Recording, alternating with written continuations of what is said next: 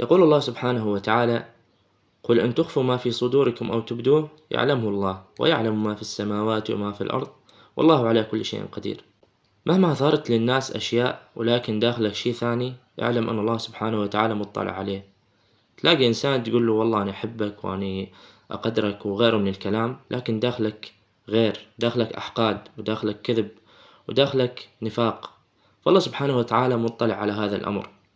مهما حاولنا إنه نزين أنفسنا قدام الناس إنه والله شوفونا إحنا نعبد الله سبحانه وتعالى، إحنا صادقين، إحنا ماكو مثلنا، إحنا زينين، ترى الله سبحانه وتعالى يشوف الداخل، وأهم شي الله سبحانه وتعالى.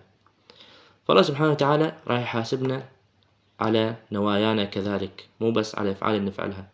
فإذا ما توافق فعلنا مع النية اللي داخلنا، فأكيد فعلنا غير موفق.